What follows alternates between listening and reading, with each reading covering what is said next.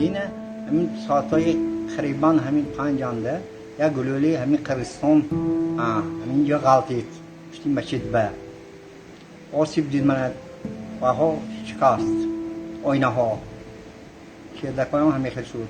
خدا شکر که به بینای مسجد ضرری کلام ندید، فقط همون شیفر و همین و ها پرده برافت.